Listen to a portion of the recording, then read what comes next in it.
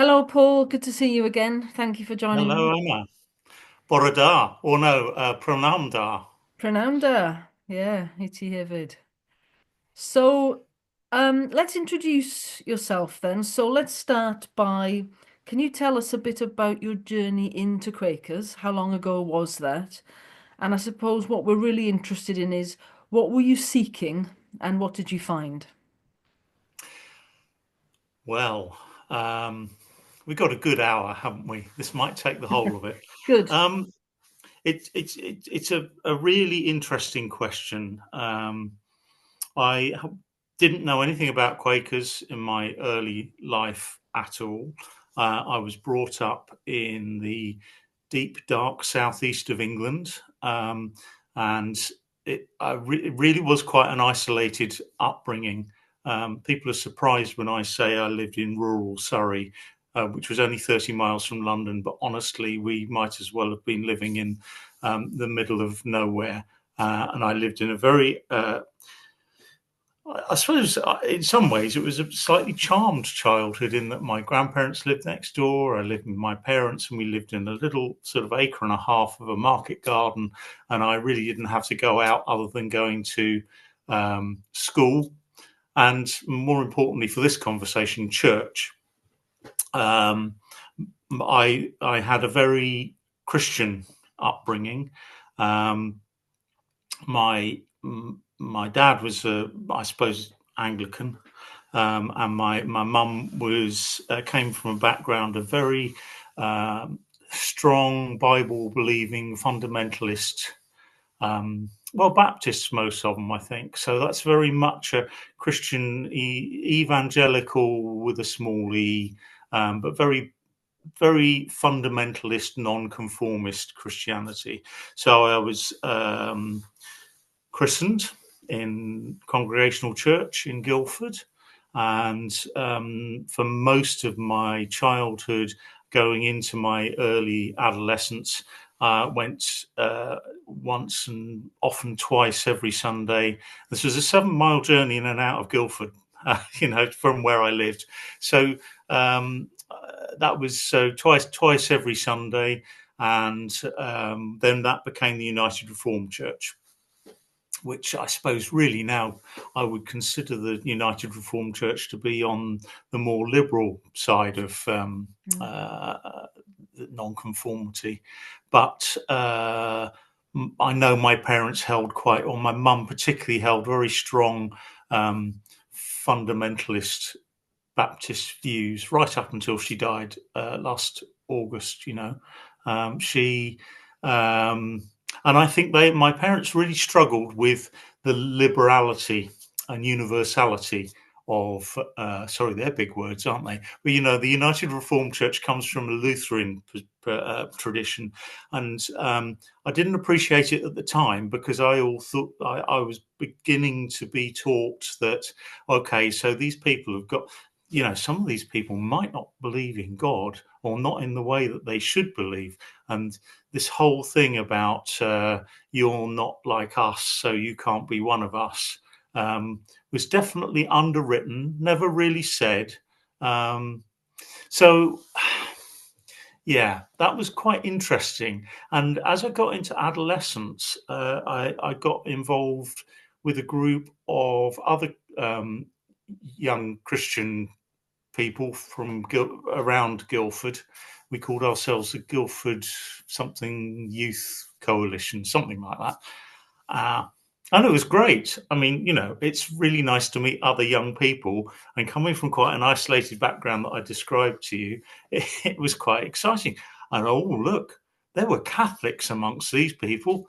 And I was always told, Catholics, they don't believe what we believe. In fact, they're not really Christians. Yeah, I found Catholics and still do. Some of my best friends are Catholics, Roman Mm. Catholics. But we were a mixed group: Methodists, United Reformed Church, Anglican, Roman Catholics, and we became very evangelical charismatic, which means, yeah, we were. um, in the early 1980s, there was a movement of charismatic Christianity where, you baptized in the Spirit, people would speak in tongues. Um, I think, looking back, it was very much to do with the fact that I was sort of an older adolescent, or even going into my 20s. It's that time of exciting exploring. Dare I say, there were a lot of hormones about, and and there came a turning point. Okay, sorry, it took a long time to get to this point. There came a turning point where I went with this group and friends, and we went to a thing called the Cobham Fellowship. I'm just trying to think. The evangelist was called Gerard Coates. Things like, Cliff Richard would turn up to these things, and it was, talking about two or 3,000 people in a massive tent. And I remember standing there, and there's lots of lovely singing. I enjoyed all of that sort of thing. And then people started speaking in tongues.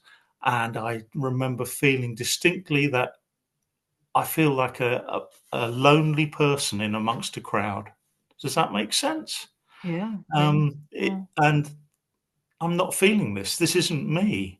What is this? Do I believe this? No, I'm not sure. So that was a very distinct turning point for me. I mean, I carried on because obviously that was my social group, and they were my friends, and some of them are still my friends to this day. But for me, on a spiritual journey, that was a distinctive turning point. And that's nothing against any of that movement. And many of those people were really genuine in their belief. But for me, I didn't feel a part of that crowd. And that was the starting point, I think, where I began to realize I could actually go, oh, is this right?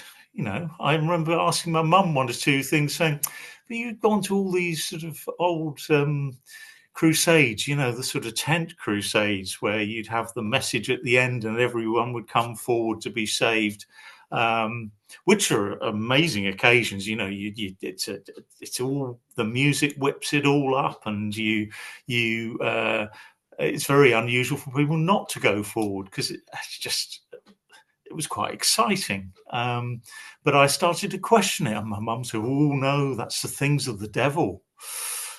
It was that strong. That's quite strong, isn't it, really? And I remember she used to, I used to get books passed to me about what was one called Spiritual Warfare.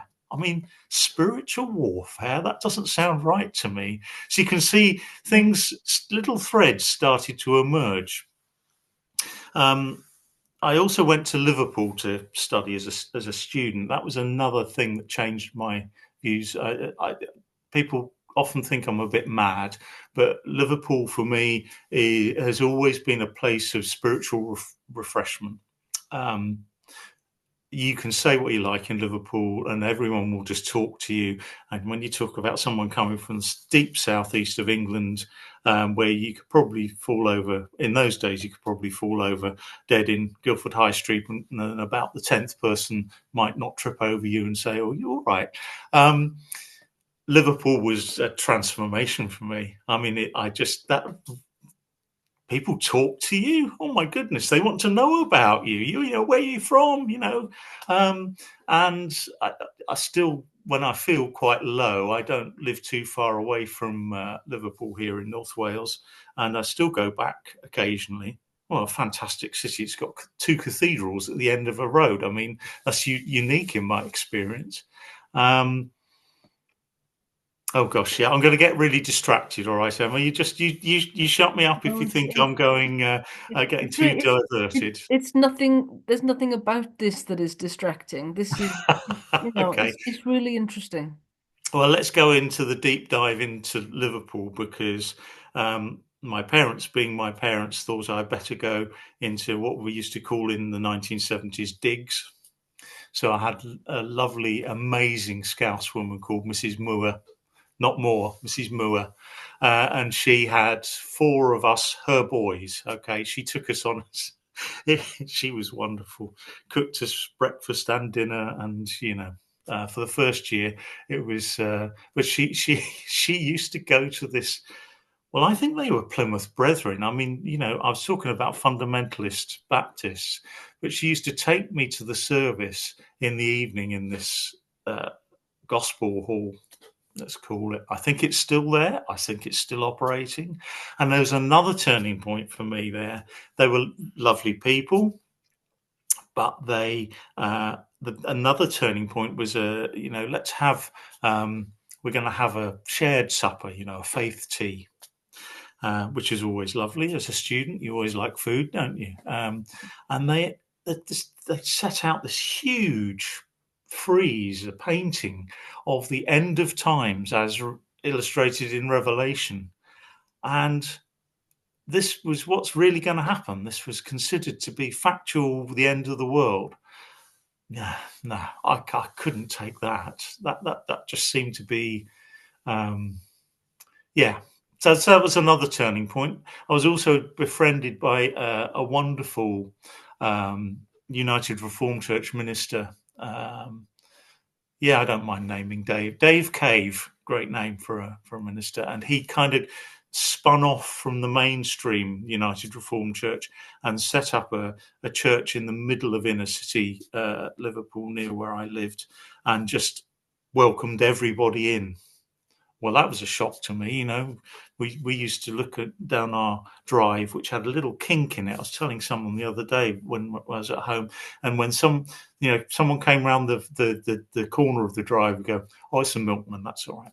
Oh, that's someone's a stranger. I mean, it's weird, isn't it? Yeah. I'm not like that now. But Dave would just welcome everyone in. He ended up being a key person. Oh, I think he was a first language Welsh speaker. I have a story about him, but I might share that later. Anyway, so all these things were coming together. Finished training to be a librarian. My first job was in London Zoo. I'm not sure it was a good thing, but I moved back home and commuted up from Surrey to London every day. And I think that just because that was a lot, when you're sort of first settling into those things, I shouldn't really have moved back home. It never goes well. And I was increasingly beginning to learn about the world, question things, finding my own way.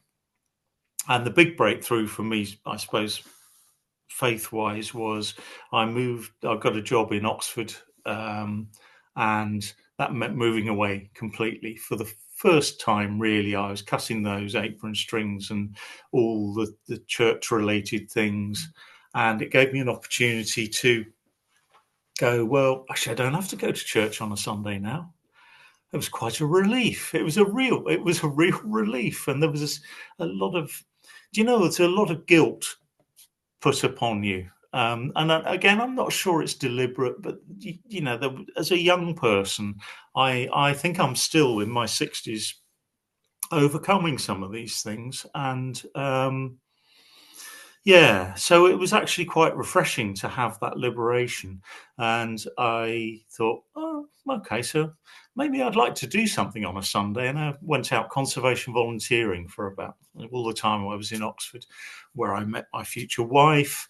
And I still find, before I came to you just now to do talk, I just done an hour's walk in the beautiful countryside of Erthig around here in North Wales, and that still for me is an important part of my spirituality, and fits in with Quakers to some extent. So it also allowed me to breathe and also sort of clear my mind. I think I almost went to the other extreme of thinking, I'm not sure I can go into church again, because it started to feel uncomfortable. This isn't me. But I did meet my future wife, and she won't mind me mentioning this, I'm sure. And she had no real church background apart from her parents sending her and her brother and sister to Sunday school to get them out of the way on a Sunday. That was quite interesting for me because people don't never been to church. This is very odd. Um, and Anyway, she said, "Well, I'm sort of kind of interested in these things. I've been going to one or two different churches and things. So I was thinking of going to these people called Quakers. Have you ever heard of them? No, who are they? They sounds deeply suspicious. They sound like a very secretive sect. Things of the devil. Honestly, my mum, I think, genuinely felt I was entering into a sect of some sort of satanic coven. Anyway." Um, and we potted off one Sunday to a small meeting in West Oxfordshire near where I lived, Burford meeting, and walked in. It's a really old meeting house, and it's quite a full meeting. Wow. Yeah, hairs are going up on the back of my neck. So I didn't think I'd get emotional. It was I know it's a hackneyed thing. This people often say it's like coming home. I had no concept of what was going on whatsoever. The fact that we had pretty much an hour of stillness with a few people speaking, that's a new concept. If you go to an evangelical church, you have to have the prayers and the hymns and the sermon and everything, because who knows what can slip in the silence. So um, we went. It was interesting for the very first Quaker meeting. They were very welcoming. They were lovely people, and we went back. That was our meeting, and the very first meeting, it was a bit odd because they had a business meeting afterwards. So there was a little bit of a break, which made it even stranger because you think, really, what's going on here? These people are thinking about building plans and they're not saying anything and they're waiting. And, why aren't people sort of just saying, well, actually, a point of order, all that sort of thing? So it was fascinating. And there was one little bit that was slightly uncomfortable, if I can mention that. And I say this because if anyone's watching this who's never been to a Quaker meeting, these things occasionally do happen. But as part of that business meeting, there was a discussion about someone's membership, and normally you would ask people who are not part of the meeting or members to sort of go out for that bit, but we'd been overlooked. It was fine, but for the first time, it was quite interesting. I've never experienced anything like that at all. But I never looked back. That was 1988, a long time ago now.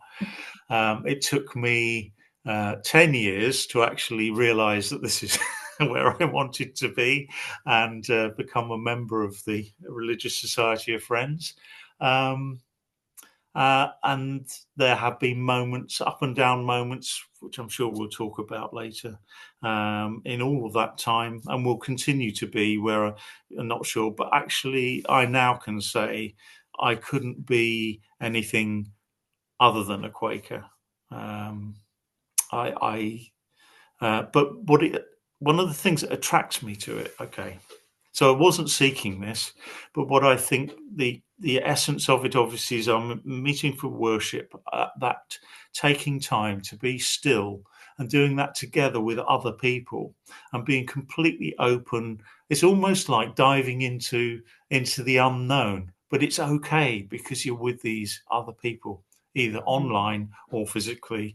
And wow, it's such a powerful thing. Doesn't always work, but it is a powerful thing. For me, that's the most important discovery. The other thing is it opened my mind. Yeah, really broadened my mind beyond. I'd already started to realise that Roman Catholics weren't strange people that I had nothing in common with. But if you genuinely believe in our testimony of equality, and that we're all just human beings trying to do the best in the world. That's a fantastic thing, isn't it?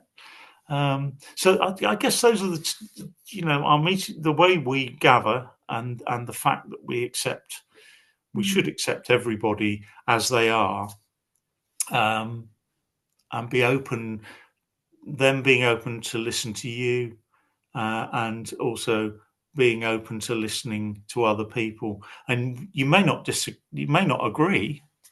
Um, so I love the idea also that we seek unity rather than compromise.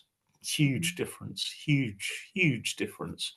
That means that we can go on a journey together where actually we may not necessarily agree on certain things, um, but we can go together and wait to see where we are led, which is, Mm. yeah, a powerful thing, isn't it? Yeah, yeah.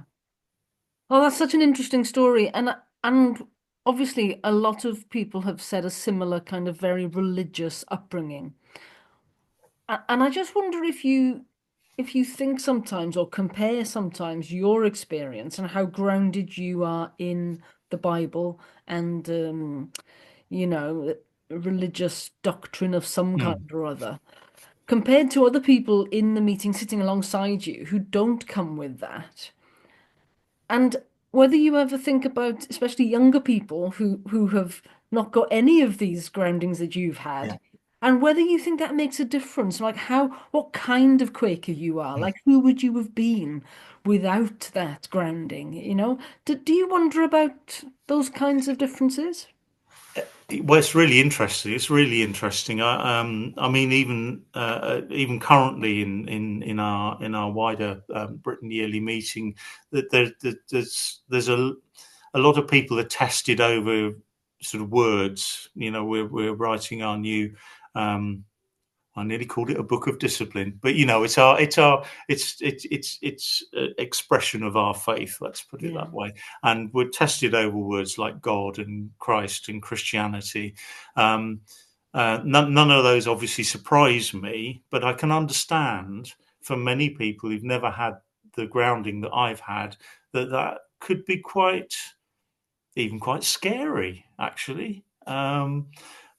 And I was tested very strongly when these debates started to emerge in our yearly meeting, um, and thinking, oh well, actually, hang on a minute.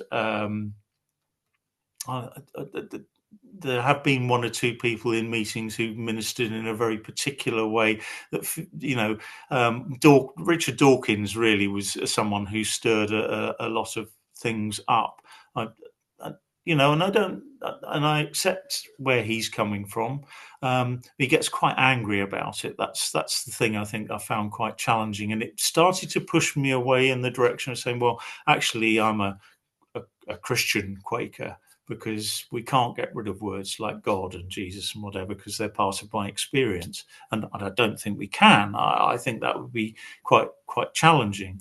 But equally, I can accept that other people struggle with that. Um, and I got quite tested over this over time. But a dear friend said to me at one time, in the end, it doesn't matter, because these things just are, and you will view the world from your point of view. We just need to accept each other as we are. So equally, if I use word like God, worship, Christ, that's just my expression of how these words will slip out. I can't help it. But equally, if other people find that uncomfortable, um, I will accept them, and hopefully they can accept me. But I think Quakers allows us to set a baseline for that kind of thing to exist. That I'm Mm. not sure I articulated that very well. And do you get a sense that in a meeting for worship where we're all sat around with these different experiences, do you get a sense that we're all doing the same thing? Like, so yeah, I'm assuming you're coming from you've got this great Christian background, and it feels to me like one of the things I've said to a number of people here is, this is a 2,000 year tradition and wisdom tradition that we can learn a lot from. And it's quite arrogant of us as Quakers to think We don't need that anymore. And that's what really I'm a bit shocked by, you see, that I Mm. think we've thrown this out and people like yourself are saying, oh well, I'll try not to use God too much and I'll try not to offend you. Oh, I'll try not to, you know, and I really I'm sorry to see that happen because I yeah. think there's a depth um that comes from that tradition that we throw out at our peril. And it's not as if there's an alternative that's really being, No, going no. to offer so I much think more. I just would say, actually, I am going to carry. I will speak. What canst thou say? What George Fox said. What can you say? And my way of expressing myself, I will always use that language because that's my language. Um, I'm not saying that in an arrogant, well, that's just the way it is, accept it. But that's just hear me because that's my way of expressing myself. And from my side, I will hear other people, and if they don't feel comfortable using that language, fine, but don't stop me using mine. Yeah, I agree with you in that. Yeah. I would go so far to say that I think that the Christian voices in our meetings lack confidence sometimes, that Oh there's yeah. been such an outcry of this kind of non-theism or whatever, perhaps even humanism or agnosticism. Mm, And I think there's a lack of confidence, which is, I think, unnecessary and a real shame. And I think we have lost something, and there's something of the vibrancy is being lost from the depth yeah. of our worship because of that lack of confidence. Is that something you see? No, well, yeah, so it's interesting. I mean, I've gone all the way from kind of not being able to go into a church and quite happy to reject all of that, then come to Quakers, and then gradually I've come round the other way. Emma. That's the interesting thing. I now feel very comfortable in church. I have a lot of ministers, vicars, all sorts of people as friends of the vast range of Christian belief. I've had humanist friends. I've got that was one of the joys of being a university chaplain. I've Mm. a range of every world religion you could probably ever think of. But at the end of the day, we if we totally reject it, if we chuck it all out, say our new book, whatever it will be called, all God and Christ and things are thrown out. What are we? What Mm. are we? Because whether we like it or not, our tradition comes from those people in the 17th century who were very, what we probably quite scary meeting some of them now, but they were Christian in their outlook. Religious society of friends, that's what we are. And there, if you look at East Africa, where the growth of Quakerism is, they would very much say, this is the grounding of our faith. I think. Okay, so where the tipping point is about creed. It's that thing going back to what I said about so you believe that, so you can't belong to this. And Quakers are nowhere like going to be like that. But it could go the other way of, well, our unbelief is what we believe. So if you believe these things, and immediately there's a danger of getting conflict. And yeah, I think I'll go back to your question about sitting in meeting for worship. And it's taken me a long time, uh, again, people new to Quakers, just be prepared for things to take a long time to ferment and to come to the surface. And I think it's taken me a long time to really be comfortable with sitting there and hearing the diverse um, voices, sometimes speaking things that for me don't sit well, and other times where yes, that's exactly where I was going. And I think that's really important. What's that thing about um, gathering together? And when ministry arises, it may not speak to you, but yet it may speak to someone else, and that's really important. So it isn't all about me. Yeah. It's about trying to shed that ego.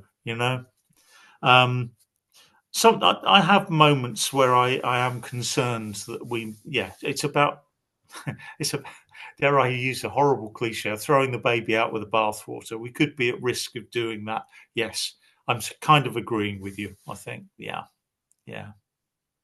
And I suppose what worries me and what I'm trying to explore in these videos really is if we have, if at least some of us worry that we've thrown out the baby with the bathwater, and in our later years, much like yourself, have become more comfortable going into churches. And I was talking to Harvey Gilman where we both said when we go to church, we take communion. I mean, what's that all about? We're not even supposed to, but we do.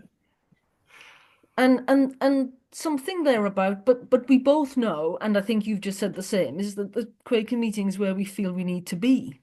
Um, Mm,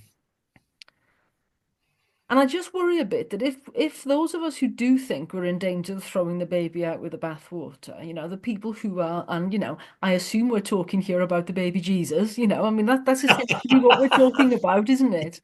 I Um, don't think he had many baths actually. no.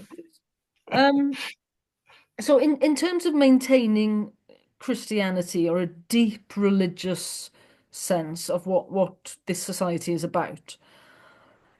Because if those of us do think that and we're tempted to kind of maybe lose a little bit of our connection with Quakers and start to drift, Mm, then we're going to be losing the wrong kinds of people, yeah, is really what one of the things that worries me.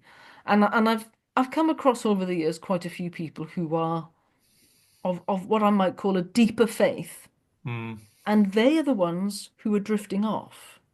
yeah, And yet there seems to me like a culture that's developing of let's be more open-minded, let's be more welcoming, so that we get a different type of person in. And I'm thinking, well, I want to welcome everyone, that's great. But I really think there's a danger in letting the most deeply religious types of people drift away yeah. because it's not become that place anymore. Does that resonate for you at all? Yeah, no, I think you really, yeah, you speak my mind there. I really, one of the real joys of Quakers from my perspective is, I don't know how much this happens now, but there's definitely a lot of actually ministers and a priest, a Roman Catholic priest, who you could call it dual membership if you like, but um, I, there's a lot of Methodist ministers, particularly, who I know when they have their sort of sabbatical, which they have every so often, they'll just come to Quaker meeting Yeah, because that's it's so yeah. refreshing for them. And I know of one Catholic priest who was a firmly committed Quaker and an active Catholic priest. Why Yeah. not? Why not? You can have both, but yes, you're right. And over the years, I've known a lot of people say, well, Quakers is just losing any identity, and there's nothing here, and go off to Catholicism or whatever. And it's crossed my mind sometimes. I was singing in our small chamber choir in a Christmas service and thinking, do you know what? I really like this. This is something. Maybe I need to go back and start exploring Mm, church. Um, it wasn't that really. But it crossed my mind. mm, And yeah, there's a risk. There is a risk if it becomes right. Let's let's cut to the chase. If it becomes a bland group of people that just sort of tiptoeing around each other, trying to be like that, I'm not sure I'd be comfortable with that group. And I think there's a place for everyone. And going back to your point, I think um, being clear, we're not very good about doing this sort of thing, Mm, talking to each other about our faith journey. Even now, within local meetings, sometimes you can be talking to people and sitting with people for years and actually never really have this sort of conversation, which mm, I find amazing. I mm, mean, you don't if you sit next to me, as you've discovered. I love hearing about how people have got to this point. mm, And it would be really, really sad. I agree, really sad if people just drifted away. And I remember distinctly. Okay, here's a moment in the yearly meeting, which is when all Britain yearly meeting gather once a year. In the meeting where we were discussing um, same-sex relationships and marriage, which was in York in the late 90s, I think. 2009. Incredibly powerful. That was another thing that convinced me that I was a Quaker. Is the first time I went to a yearly meeting, and you Mm, have what 1,000+ people in those days, um, all in worship together, supporting each other. Wow. I mean, this is something. But I remember distinctly in that because that was that wasn't something that just floated through Quakers, saying, "Oh yeah, everybody's welcome," and same-sex relationships, oh they're fine, and it wasn't like that at all. There were some people really deeply committed to what they believed were biblical fundamentals. Um, there were tears and struggles, and people read things out, but in the end, we were able to go together in unity, and what an amazing thing it was. I mean, I think that's one of the most amazing things in the last few decades of Quaker history, that we can all look back on and say, actually, we were pioneers in that because we decided we could walk together in that.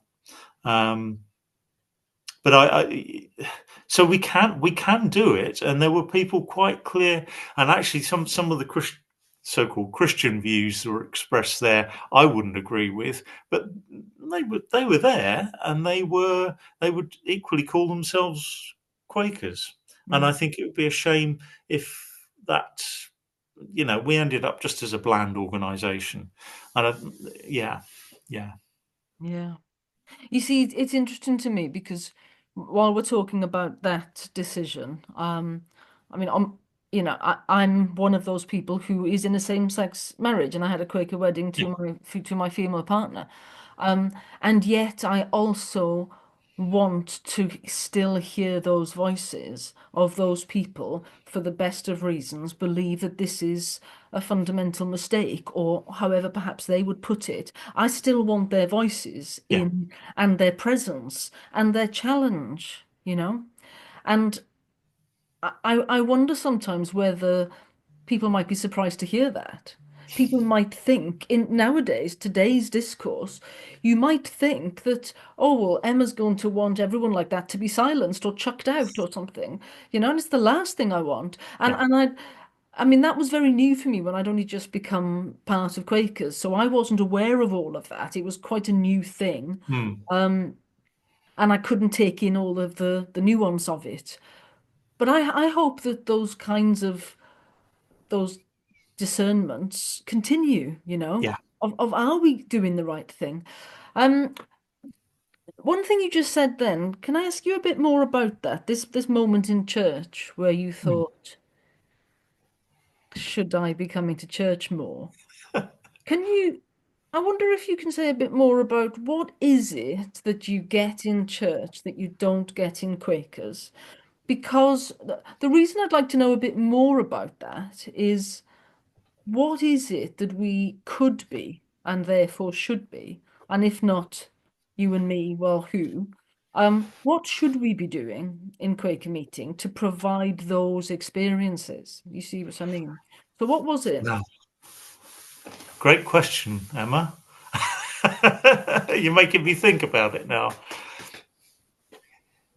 Now, bear in mind, okay, that normally now when I'm in a church, I'm singing. I'm singing basically a lot of unaccompanied, everything from plain song through Renaissance. Basically medieval Catholic stuff. That speaks to my condition. That nurtures my spirit as much as sitting in Quaker meeting. Mm, So I think the glib answer would be, well, that's the thing that's missing. We don't sit in meeting and sing very often. I don't say ever, because I have known people sing in meeting, but that's not part of what we do. It's not really that though. Um, I suppose the reason I haven't sort of completely decamped and gone there. Oh, the church in Wales is a really interesting thing, because it's separate from the Church of England and it's very distinctive. And I've had some great conversations with some of the vicars, and one of my close friends is becoming a lay Church in Wales person.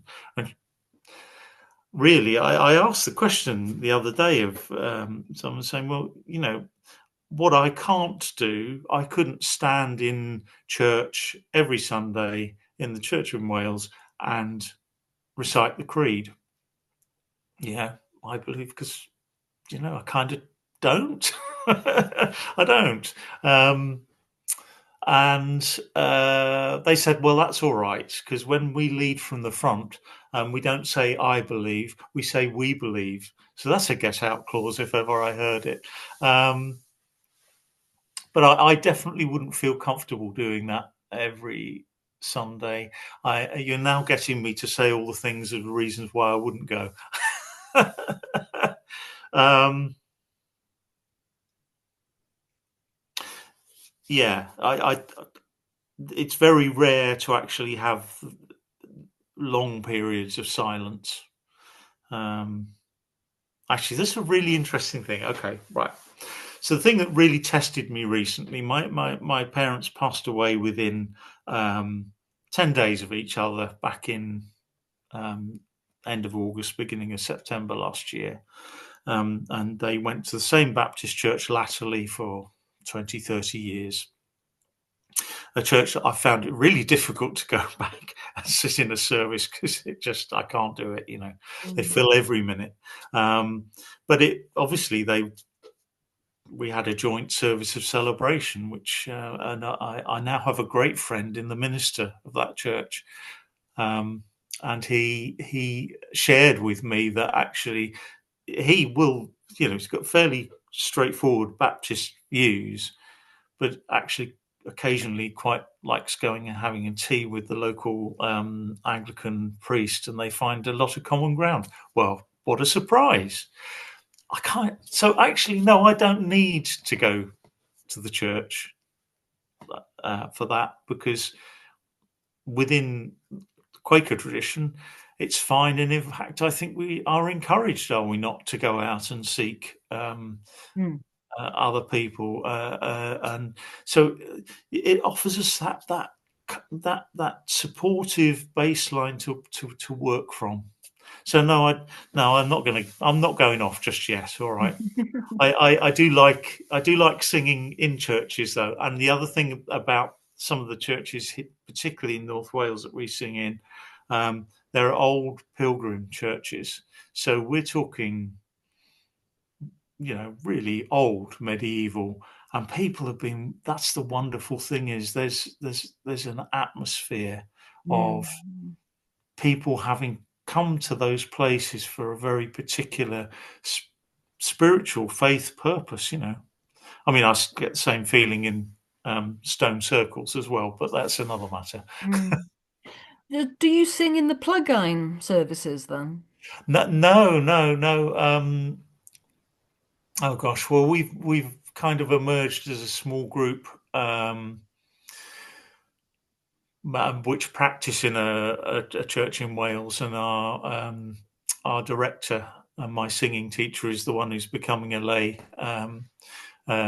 person, and she would never have thought she'd have taken that path. Mm.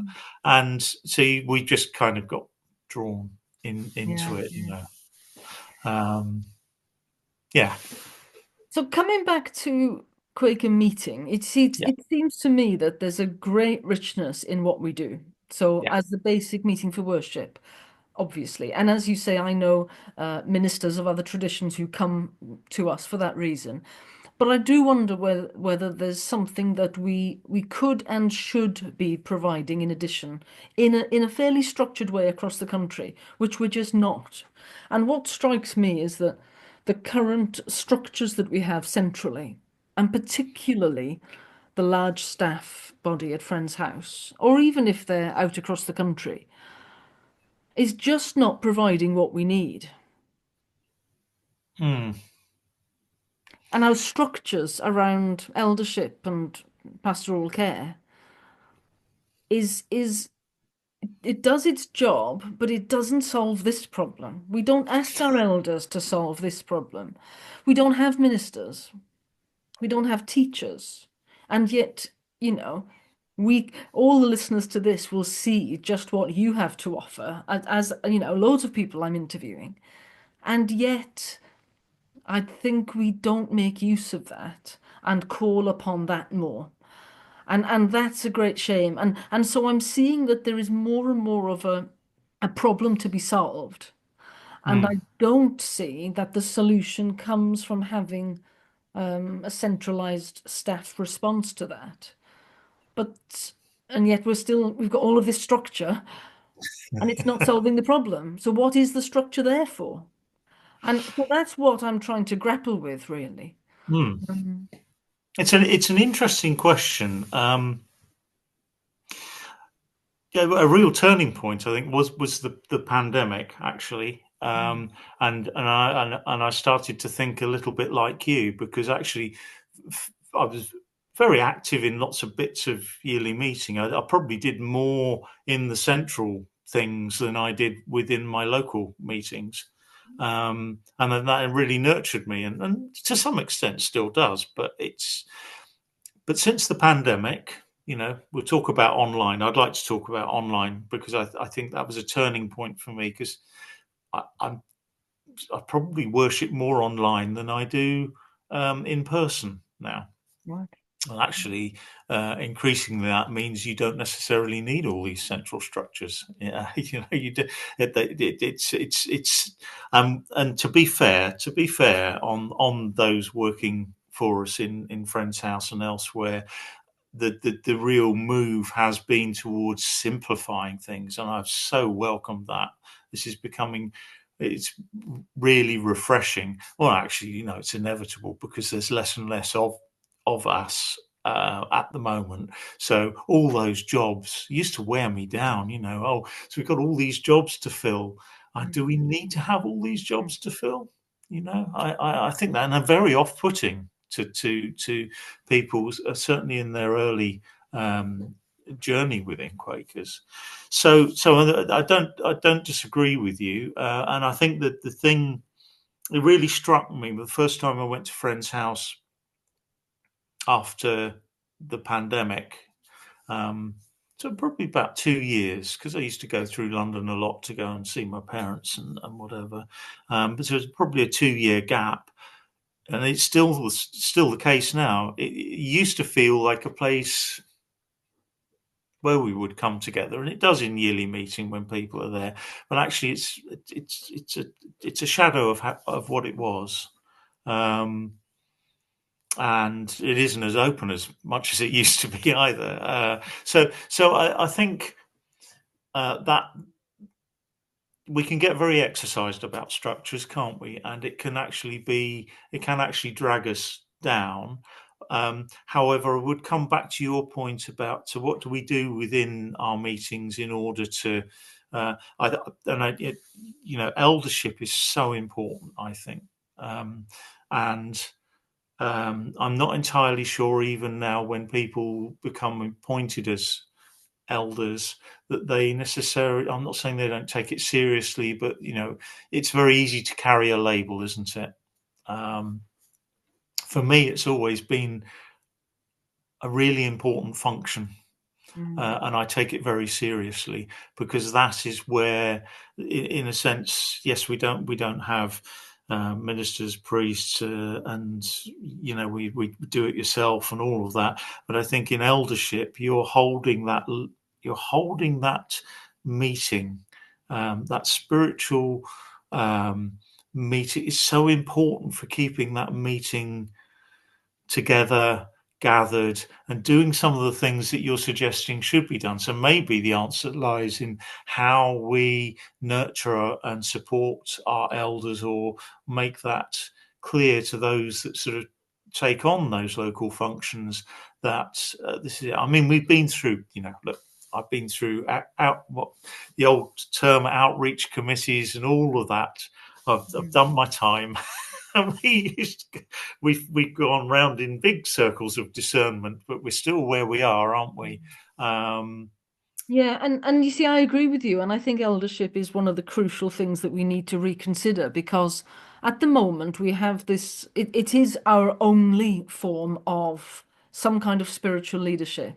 hmm, And we rotate it around people, so we're kind of passing it along like a little baton that's yeah, and and and we age is of no consequence, and if you've ever tried to be a 40-year-old elder and try to counsel someone in their 80s, you'll soon see that this is not necessarily how the world works.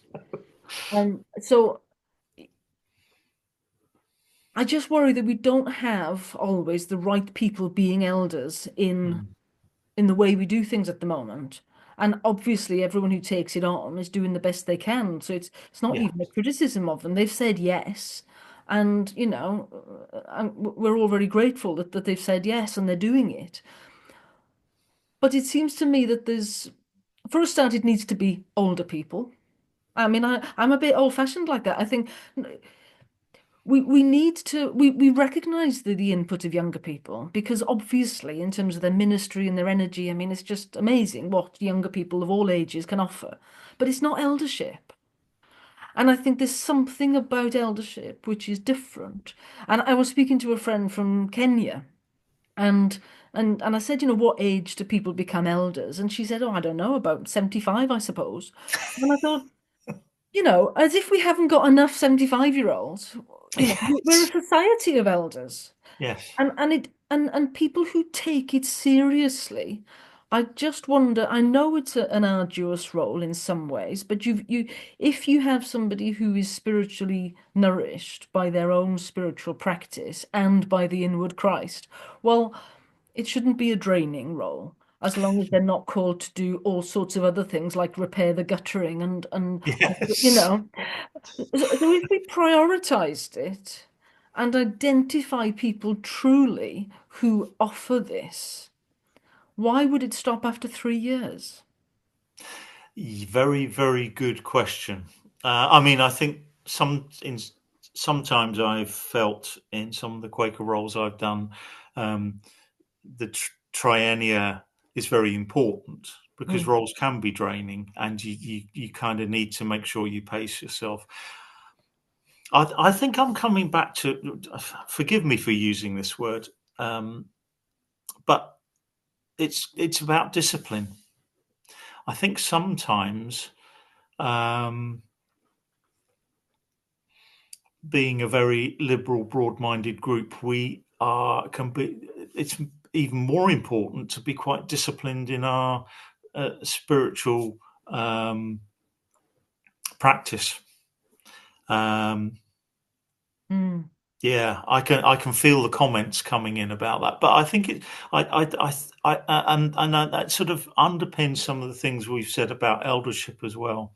So you would never appoint someone to a job without having had some sort of recruitment process. I'm not talking about interviews and whatever, but actually making sure that yeah, we're coming back to our nominations processes, aren't we? I think there's a real crisis in nominations, mainly because there's not enough people to go around, and we've still got too many jobs.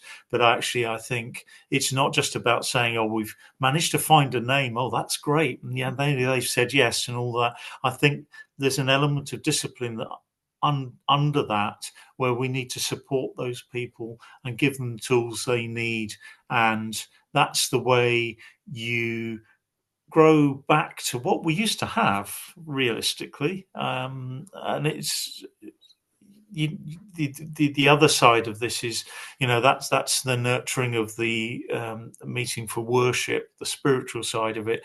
But the other side, the pastoral care, an equally challenging role. But in days gone by, older friends tell me that they'd be regularly visited every couple of months by the people responsible for pastoral care on a Mm. friendly basis. We're Yeah, friends after all. So, yeah, you know, yeah. going round for a cup of tea and a chat and just seeing how everyone is a really important thing. But generally, that doesn't happen. And I've been in meetings where elders and pastoral care people have been appointed, and then about 2 or 3 months down the line, they've said, "Well, could we maybe have one of those really useful meetings where we actually work out what we're meant to be doing?" I mean, that shouldn't happen, should it? It shouldn't really. Mhm. You see, the thing that I think pastoral care is slightly different because we're really talking about friendliness and support, which almost almost anyone can support and be friendly. Now, I'm not saying it's not everyone, I know that, but it's a broad range of, friendliness, and there's things like circles, and you look Yeah. after that person and they look after that person, and keep an eye buddy systems and all of that. Whereas for me, there's something about eldership which we do particularly badly at the moment. And there's Mm. something about a distrust of leadership. There's something about not being willing to recognize. I want to say that, it's not just discipline, it's the reverence. I think a Mm. lot about this word reverend nowadays, as in the Church of England, they'll call somebody reverend. And I'm thinking, yes, what is it about reverence? And I've been thinking in these interviews how I really want to start talking about reverence. What do we actually really deeply worship, praise, revere? And what can we be irreverent about? And I recognize I'm being very irreverent about, staff structures and, well, those kinds of things. But there's a reverence which is really important. And we don't ask of each other who is the most holy amongst us. I mean, we don't ask, it's all very embarrassing. It's all very, oh, we don't want to talk about that. We don't get into that. Because it could be that the person who is the most help to a group is the quietest and they'll never speak. Okay, well, I'm going to, yeah, I challenge that a little bit Mm. because I think those of us that have been around Quakers for quite a long time, uh, we've all known weighty Quakers, and generally that's not necessarily a positive thing. So I'm not just disagreeing with you. I think what you're saying is we need to know each other better in the Mm. matters of the spirit, Yeah. and that's a different thing. But you in from what's a weighty Quaker is someone who is deemed as having particular, a, a, a spiritual elder, if you like, different to what we're talking about in eldership. And I think sometimes that can be unhelpful and actually can dominate a meeting. And I've seen meetings go fairly, you know, have split and people don't like it and it all goes to pieces. Yeah. Yeah. So we just need to be very cautious, is what I'm saying. Yeah. Yeah. Well, that's why I'm asking these questions, you see, because it feels to me like other people have got a lot more experience around these things. What would be your, how would you, is there anything you change around the way we do eldership nominations at the moment?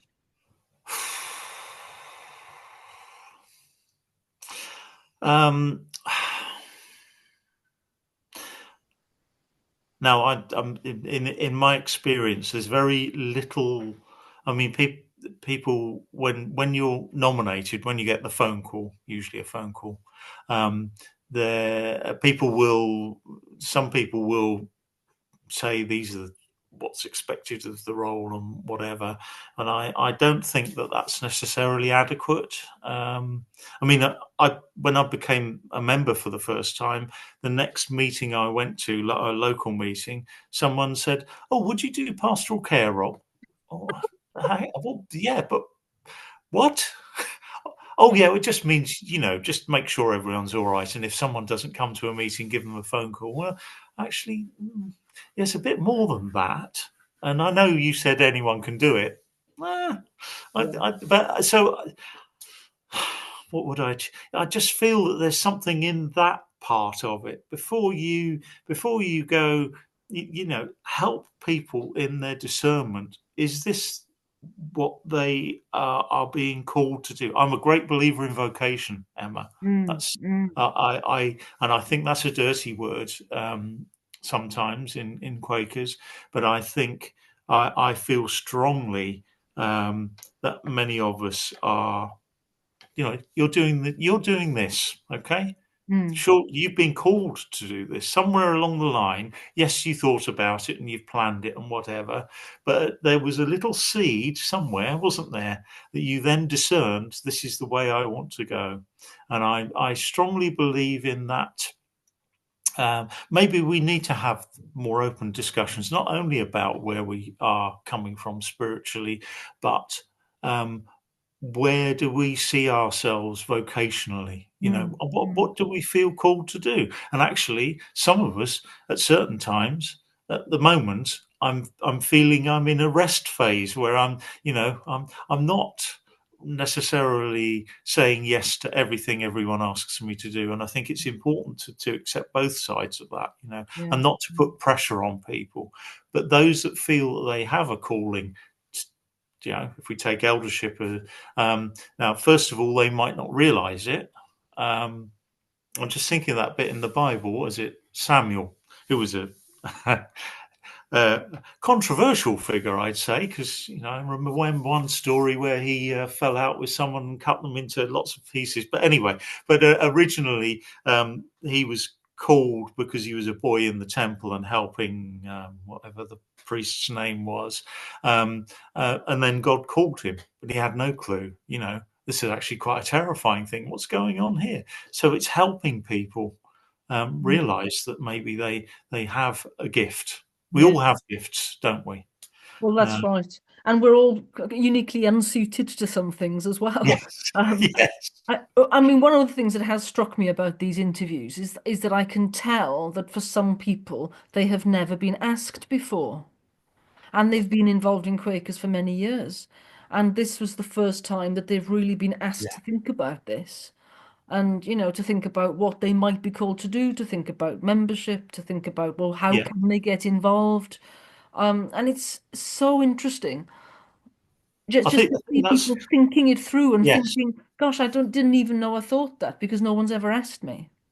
I think that's really interesting. Yeah, we stopped at the pandemic. A lot of things changed, but for quite a few years, I was part of a small group of us that did um, meetings for what we call inquirers. People who've never been to meeting or been to one or two meetings, and also some people who had been meetings for a long time and wanted to consider membership. And I found that absolutely wonderful because you had a load of people coming who had no idea about Quakers, or actually had a better idea about Quakers than I did because they read all the books. I haven't read all the books, by the way, at all. And they ask the most amazing questions. You Yeah. know, um, Mm. what I think I love about Quakers is I know I've been rabbiting on, but you said before we started, if we get to a point where you're not sure, just fall into that contemplative silence. I haven't had to yet, but that, often, I'd be working with a couple of other Quaker friends, and we'd all go and look at each other and go, "That's a really interesting question. Can we come back to you tomorrow about that?" And I don't. You're right. We don't do that. How could? Okay, so I'd love to bottle that and bring that to all our local meetings and Mm. to our online meetings, and I don't know how you do that. Yeah. No, and we don't know what's needed, do we? But this being open to these conversations, I think, is a starting point. Can I Mm. go back to another thing you said earlier, which was about Richard Dawkins? Don't know if I heard you properly. So, I think you implied that the influence of Richard Dawkins reached into Quakers and Yes. changed it. Um, I just Uh, want, yeah, that's quite a broad statement. I'd say it impacted um, a couple of people within the local meeting I was in at that time. I see, I see. But I think maybe that can't have been an isolated experience. Sorry to correct you, but yeah, yeah. No, no, I was trying to understand because this is part of the issue that I'm trying to interrogate, I suppose, really, and find out what's happening. Because I saw a fascinating debate called the God Debate, where Richard Dawkins spoke sometime last year to um, uh, to a Muslim woman who is now converted to Christianity, Hmm. and in it, he seemed to accept that actually Christianity has brought such a wonderful set of ways of being to the world that it is by far the best problematic religion he has a problem with. It's and he kind of accepted that he is culturally Christian and he Hmm. accepted that he's on team Christianity, if you like, in the face of other ideologies which are more harmful, is how he was putting it. And I just wondered, do you think about that kind of thing at all?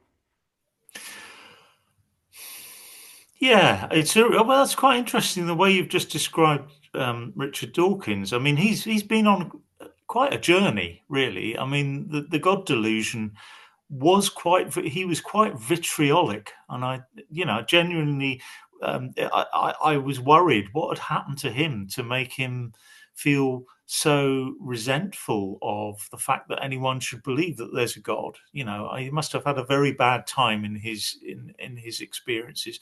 It sounds from what you've just said that he's sort of coming round to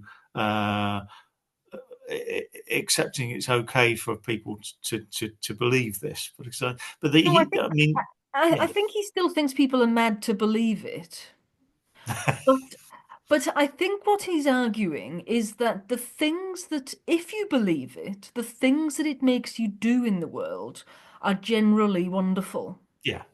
Well, look, having done the Quaker chaplaincy thing, um, and considering where I started, where we started this conversation, I just were amazed at the range of people I've met in many different religions and within the multiplicity of Christianity that people you meet. 99% of those people are only involved finding their way to be in the world and to only do good. Mm. A lot of people, part of the Dawkinsian arguments or the way people maybe took it was, oh, you often hear people say, oh, I can't do anything with Christianity. Look at all the wars they've caused. Well, no, actually, it's human beings that have caused the wars. They use it as an excuse. I Mm. remember going to on my conservation volunteering non-religious days, if you like, going on a week in Northern Ireland. And we used to have to drive up to the mountains and Mourne and climb up to the path. But the group that were there were two 16-year-olds from Lisbon, really Protestant in the true Northern Irish sense. And then we had a more mature lady who was a Roman Catholic. And this didn't come out to start with, but by the second day, she was saying, "Oh yeah, well, I'm a Catholic."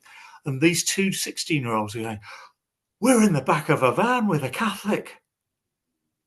And by the end of the week, they were all talking to each other and realizing, you know, we've actually got a lot more in common, and you're quite a nice person. I know it sounds awful, motherhood and apple pie, but Yeah, it's about getting to that place, isn't it? yeah, yeah, Um, yeah. yeah, but alongside that, what you were talking about, reverence and respect, possibly is in part that respecting where other people are coming from. I've forgotten what your question was now. You see, so I'm Oh, that's all drifting. right. That's all right. I mean, I think we're getting to really kind of the heart of what we remain in this faith tradition Yeah, for, isn't it? And yeah, that it's all beyond words, actually, that what we're trying yeah. to get to. Um, so let's move into then hopes for the future of Quakers.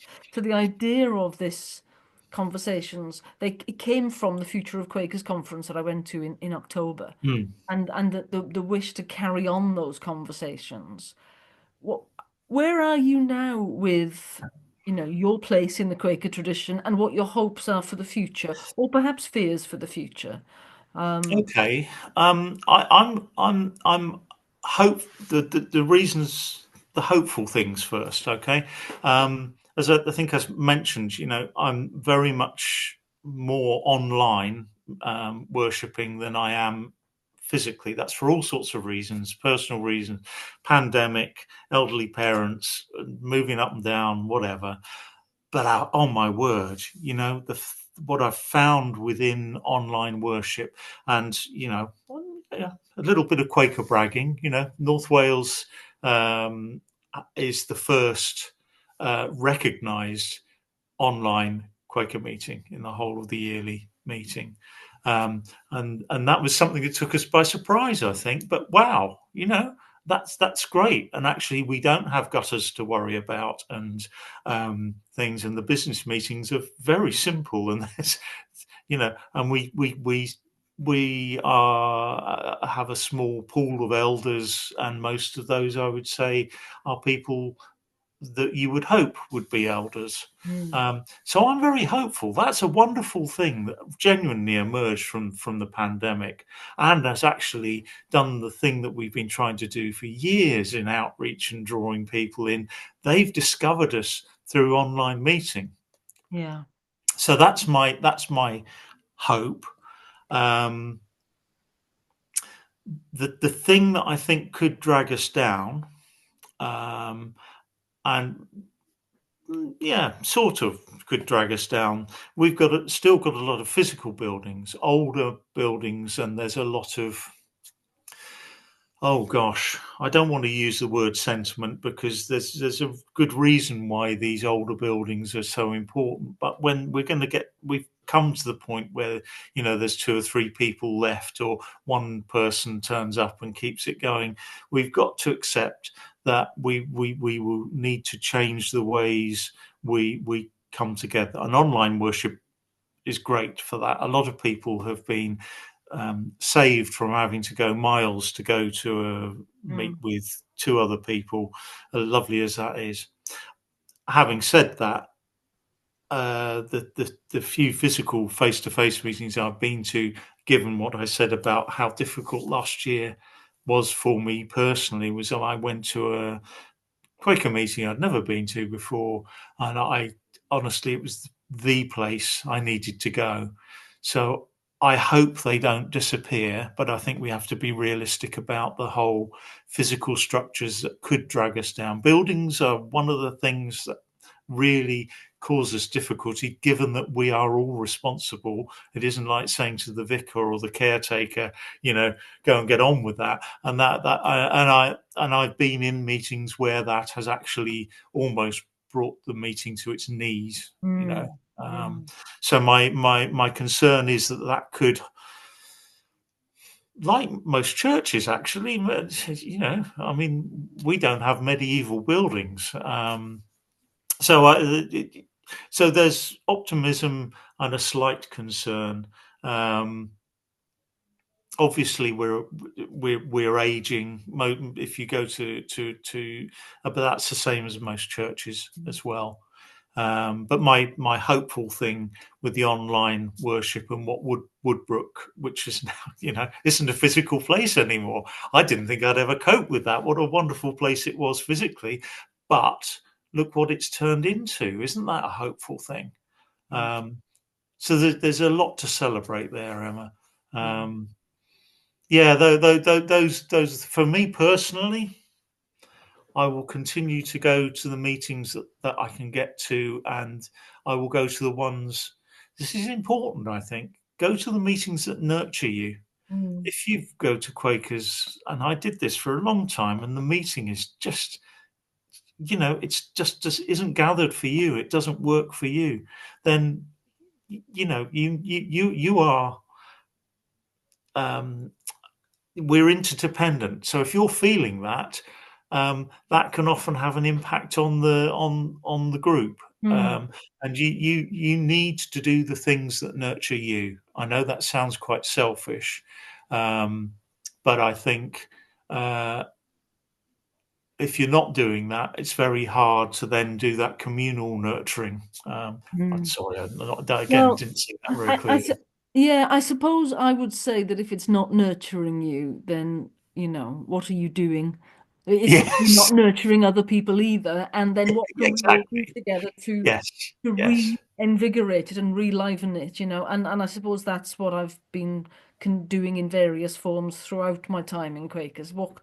You know, yeah, what am I called to do? But of course you still needs to be nurtured somehow. So you yes, need something where you are nurtured in order to feed what you're yes. doing. And I think what worries me is when people are using 1 hour on a Sunday morning as their nurture, and Oh yeah. it's not enough. And anyone who thinks that that is enough to nurture a No. spiritual life, it's just not enough, and it will never work for you. I think we need to encourage people in their spiritual practices. And again, going back to the Woodbrook online meetings, actually, um, yes, I go to my local online meeting, but that you can go to meeting for worship sometimes twice a day. I Yeah, mean, that's an amazing spiritual resource that we can go to. yeah, yeah, Um, yeah. yeah, and I think uh, I think we've been very good at not nurturing ourselves and encouraging people to nurture themselves, and you can easily get bogged down. And um, the exciting thing is, what you said is you've got to you've got to nurture yourself, because when we sit in that silence, the thing I found really helpful as well is, didn't mention experiment with light, which I can't go into detail now because we're coming to the end of this conversation, but I urge people to look into that, and you can do that online and together. And I've found that really important, to see where I am. It's sort of taking the elements of worship, but actually as a almost like a meditative practice, but within the Quaker tradition. That's a really important thing.